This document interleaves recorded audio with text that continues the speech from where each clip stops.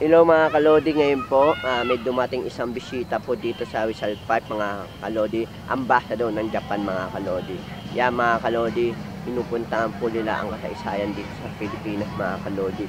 Kung tayo taga Pilipino, dapat natin yung malaman ng kasaysayan ng mga kasaysayan ng Pilipinas mga. Yung ibang lahi mga kalodi, hindi na alam nila ang kasaysayan ng bansang Pilipinas mga kalodi. Isang ambassador ng Japan nandito po sa mga kalodi. Yun. Ayun po sila mga kalodi. Yan. Gusto lang makita kung paano ginaganap ng Pilipino ang acting mga kalodi sa ating mga bansang bayani mga kalodi. Yan. Thank you so much mga kalodi. Watch this mga kalodi.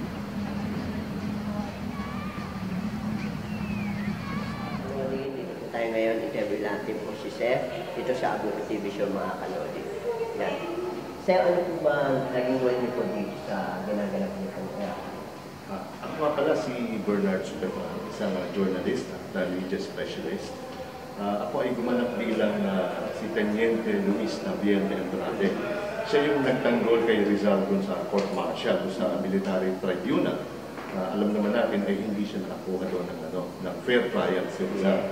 At sa huling sandali ni Rizal, patungo dun sa Bagong Bayan, ay isa siya sa mga sumama doon sa party, doon sa execution site bilang kanyang kaibigan. Kasi hindi lang siya basta naging kaibigan, naging good friend sila.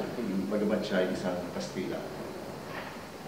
Tapos, ano po ba dapat malaman ng mga Pilipino ngayon, new generation, sa kasaysayan ng mga bansang Pilipino natin?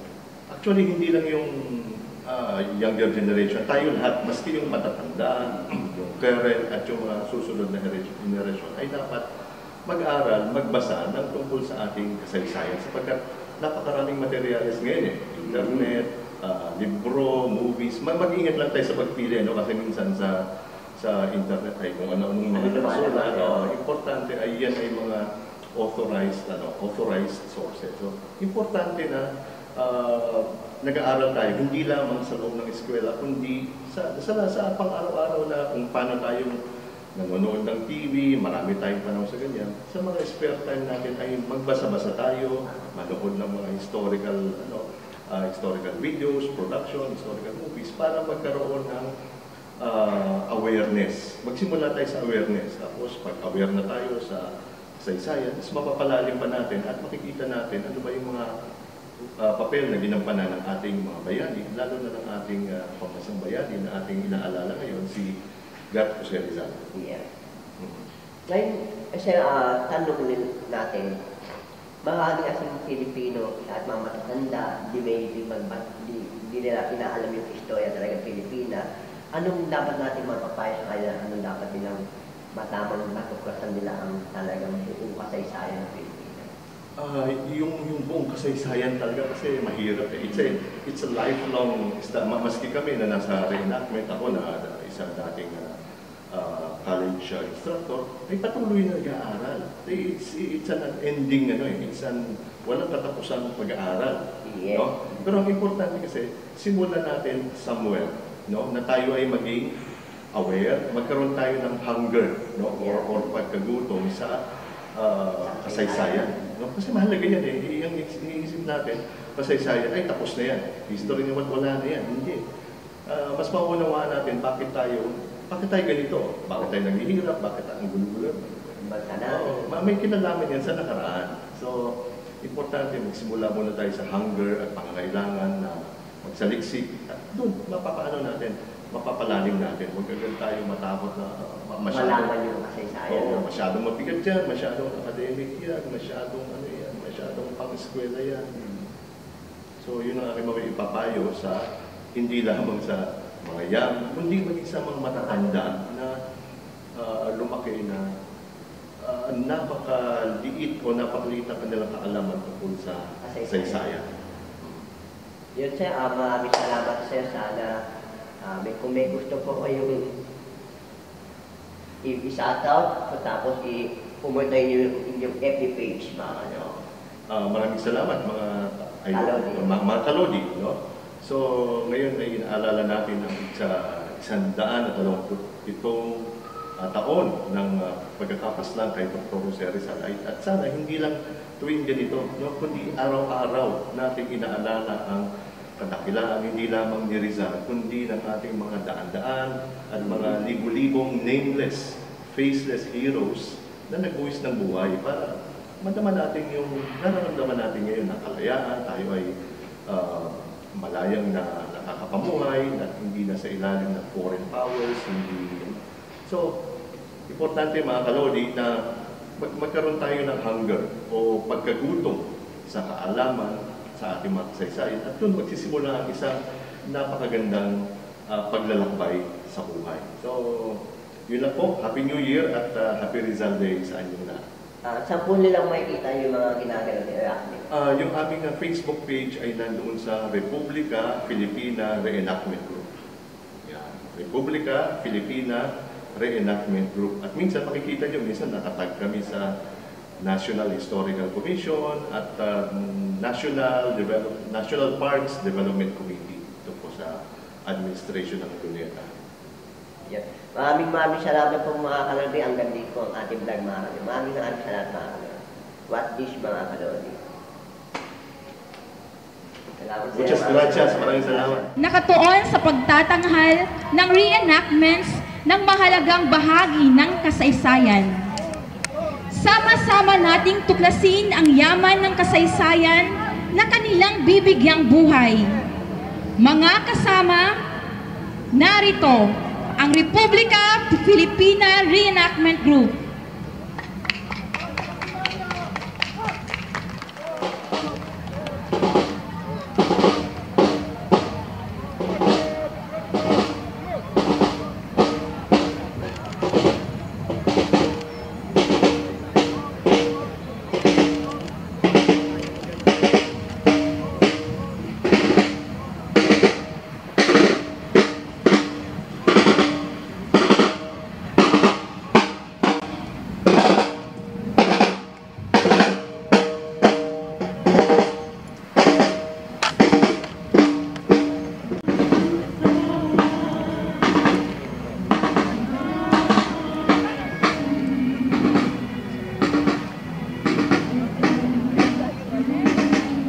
Mga kalodi, bakit ba mahalaga malaman natin ang kasaysayan ng mga bayani natin at sa bansang Pilipinas mga kalodi?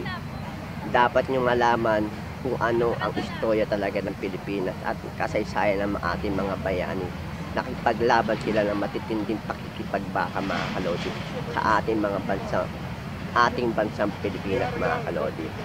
Kung gusto nyo mo mapanood ang kasaysayan ng Pilipinas mga kalodi, punta lang nyo sa Bukid TV show. Pinapalabas po natin dito, ginaganap nilang shooting po dito sa mismo sa Rizal Park mga kalodi. Yan, andyan si Sir Joshua, siya ang founder, siya kontakin mga kalodi.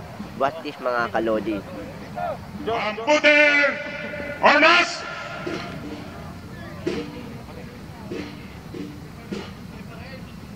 Preparar!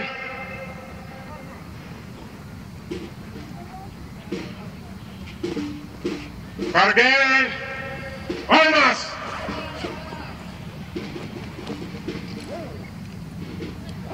Apunten! Fuego! Carried away on a stretcher. Betrayed. Some cry out in grief, some in anger, some in admiration. Some salute him as a hero, some curse him as a traitor, some mourn him as a brother. The captain of the Okay. ¡Viva España! ¡Viva! ¡Viva! ¡Viva! ¡Viva!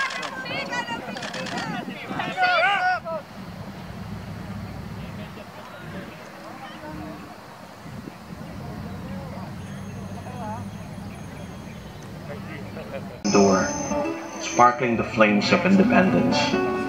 His legacy lives in the hearts of those who continue to fight for freedom and justice. Thank you.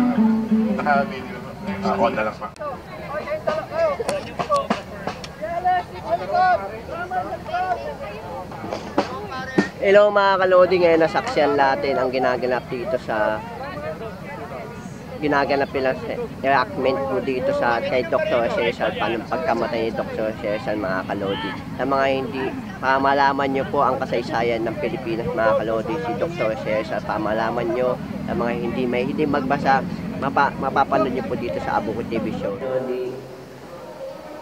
Hello mga kalodi, interview natin si ma'am. Masalamin natin kanyang pangalan mga kalodi. Ako si Vivian Gapido, taga Republika Pilipina Reenactment Group. Nag-join ako sa RFRG noong February 5, 2023. At ang layunin namin, o ang dapat na malaman ng mga Pilipino, gusto namin ipaalam sa mga Pilipino ang kahalagahan ng buhay na kasaysayan. Tanungin natin si ma'am kung ano ba ang kasaysayan ng Pilipinas, ma'am. Ano po ba ang dapat malaman ng Pilipino, malaman ng mga yung generation, ang kasaysayan ng Pilipinas, kasaysayan ng kasaysayan? Ang dapat na malaman ng mga kabataan, ng mga Pilipino, sa kasaysayan ng mga buhay, yung totoo nangyari.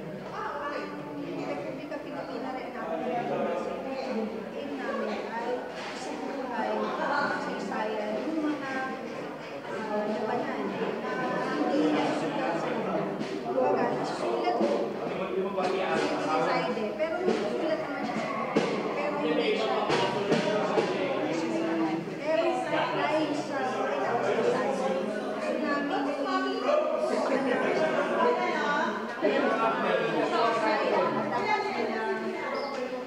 malaman, i-embrace, para magbago sila, maging proud sila. Bro, maraming salamat sa shoutout po para sa Abuko TV show.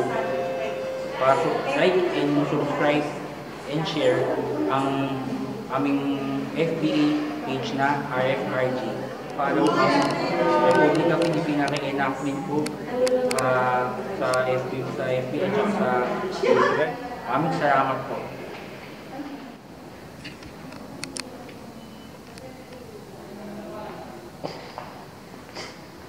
Hello mga kalodi, nandito tayo ngayon mismo sa museum ng Maynila mga kalodi. Nakikita nyo na sa likod ko, yan mga kalodi. Dr. Cesar yun, may gumawa ng isang artist. Nakikita nyo mga ginawa ng kanilang mga kamay mga kalodi. Grabe mga kalodi, dapat talaga natin malaman ang mga history ng Pilipinas mga kalodi. At mga history ng ating mga bansang bayani mga kalodi. Yan, kita naman niyo po mga kalodi sa mga nahilig sa kasaysayan, pwede niyo po dito mapanood yan. Dito lang po sa Abuko TV show mga kalodi. I-upload natin agad yan mga kalodi. Mula kanina pa po umaga, ginaganap na yung shooting po nila dito. Masasaksiyan niyo po dito mismo mga. Dapat natin malaman talaga ang istorya talaga ng bansang Pilipinas mga kalodi, ng mga kasaysayan ng mga bayani, kasaysayan ng Pilipinas mga kalodi. Marami pa dapat tayong malaman talaga mga kalodi. Kasi ang karamihan nga yung mga Pilipino, hindi na nila alam ang istorya ng bansang Pilipinas, ang istorya ng ating mga bansang bayani mga kalodi. Hindi na po nila alam kung sino-sino po yung mga kalodi. Ngayong panahon po kasi ngayon, technology ang mga tao ngayon mga kalodi. Cellphone, pero hindi na nila napapansin ang istorya ng Pilipinas mga kalodi. And istorya ng ating mga bansang bayani mga kalodi. Yan mga kalodi, maraming salamat po mga kalodi. Hanggang dito na lang po ang ating vlog mga kalodi. Marami pa po tayong iba-vlog sa iba't ibang panig ng mundo mga kalodi. Huwag kayong magsawa sa aking mga vlog mga kalodi. Ang ating vlog po, all content po tayo mga kalodi. Kung ano gusto nyo mga kalodi, ay itatapik po natin mga kalodi. Maraming salamat mga kalodi. Unting mapasaya ko naman po kayo kunti. Kahit maliit po, makakawas lang po sa inyong mga problema. nakamakabahagi na kunting kasaysayan ng bansang Pilipinas, mga kalodi. Maraming salamat, mga kalodi. Ingat kayo palagi, mga kalodi. See you guys, mga kalodi. Shoutout sa inyo lahat, mga kalodi. Hindi ko na po kayo mababanggit. Shoutout kay Joshua. Maraming salamat sa Joshua sa pag-iimbit muli. Kahit nakabahagi po sa kunting inyong kasaysayan, mga kalodi. Maraming salamat, mga kalodi. Ingat kayo, mga kalodi. Nandito po ako sa inyong mga puso. Hindi ako magsasawang mag-upload, mga kalodi. Maraming salamat, mga kalodi.